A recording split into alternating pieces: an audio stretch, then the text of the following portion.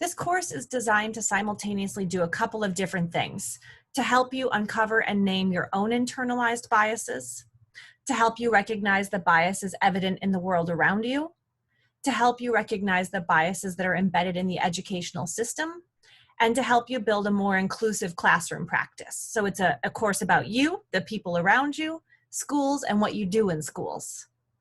In order to accomplish this, I've structured this course around racial identity development theory. Now, there are a lot of different racial identity development theories out there, and most of them are developed specifically about one racial group to describe the experiences of people in that racial group. So William Cross developed a model to explain racial identity in Black Americans. Janet Helms developed a model to explain racial identity in white Americans. Carrie Ann Rockmore developed a model to emphasize and explain racial identity development in biracial Americans, and so on. And while each of those models is distinct and contains elements specific to the racial group that it's meant to describe, there are some common patterns among those theories, and those common patterns are the framework on which I've built this class. Our course is built so that the first 3 modules consider racial identity development stages that are common before someone has built a really nuanced understanding of the role of race in US society. So for those first 3 stages are primarily about unlearning what you've been socialized into.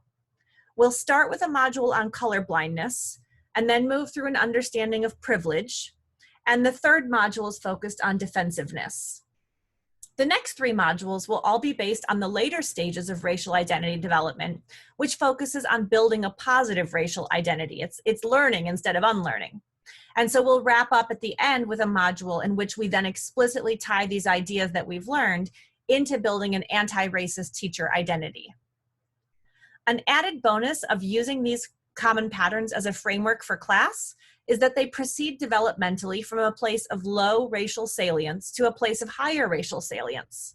So when you're looking critically at those around you and norms within the education system, this means that developmentally we're going to start from looking at what's more easily detectable as a bias in the system to a more nuanced and harder to see bias in the system. So you'll build practice with it and get better with it as you're looking for increasingly tricky things to find. Now, at this point, you might be wondering why I've built a course around the experiences of white people. And I understand why you might be thinking that, but give me a minute to explain, all right? As Robin DiAngelo, the author of White Fragility, explains, US society is built around a racist worldview, deep racial bias, racist patterns, and investment in a racist system. That worldview, that system, is whiteness. White people do benefit from whiteness, but this class is not about white people. It's about whiteness, socialization into the system of whiteness, a system which is itself rooted in anti-Blackness. So if you were raised in the US or any of the other white colonial powers, or in any of the places colonized by the US or any of the other white colonial powers, you, my friend, have been socialized into whiteness regardless of your own race. Whiteness is what this class is meant to debunk and disassemble, not white people. And because we've all been socialized into whiteness, we all have to find a way to evict the whiteness into which we've been steeped.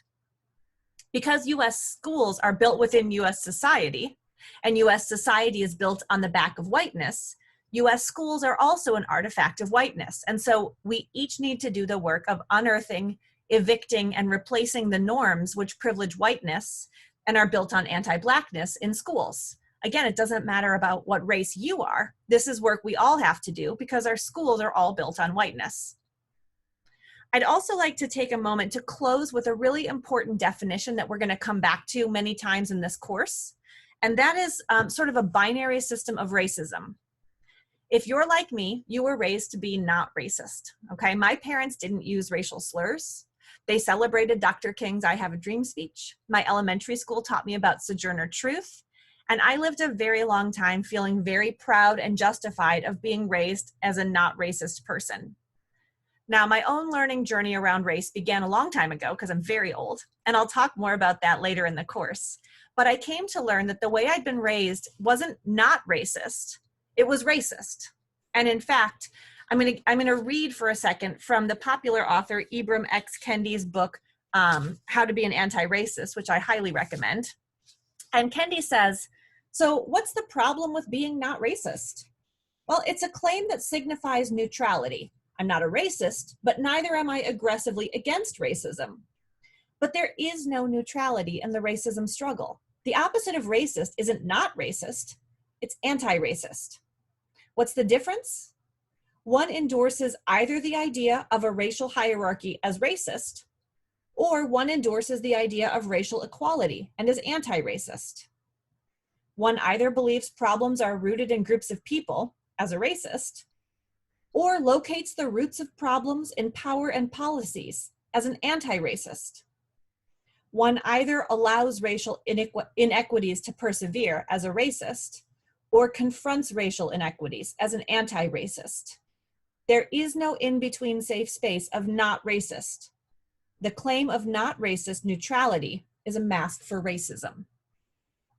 So our course will be based in this idea.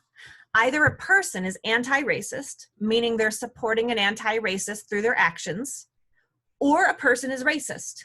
The person's feelings don't enter into this. It's a result of action. There is no middle ground.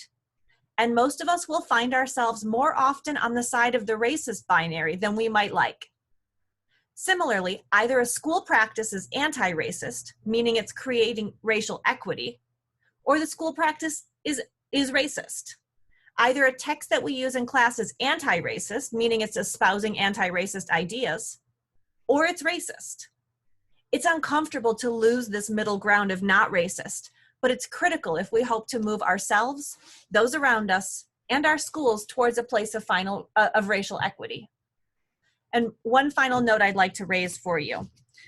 In Kendi's definition, he says that one either believes problems are rooted in groups of people as a racist, or locates the roots of problems in power and policies as an anti-racist.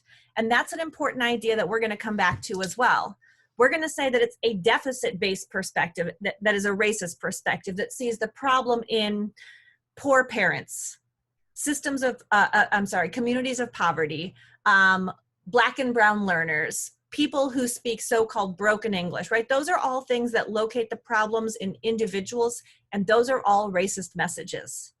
The anti-racist message would be, what does it mean to teach in a community that I, as a member of society, have agreed with voting for people who've chosen to defund that community? A community where there aren't social services, where there's not access to healthy food that's at an affordable price, where there aren't well-paying jobs that are available to everyone. A community that's been abandoned by public transit. And abandoned might mean that a bus line goes through it, but it takes you 2 hours to get anywhere, right? Those are anti-racist perspectives. And so deficit-based perspectives say what people aren't doing, and strengths-based perspectives say the people are doing the best they can. It's the system that's preventing them from being successful. So that was a lot. I promise the other videos won't be that long, but I hope that that was helpful to you in understanding the framing that this course takes and in helping you understand what our work together will look like.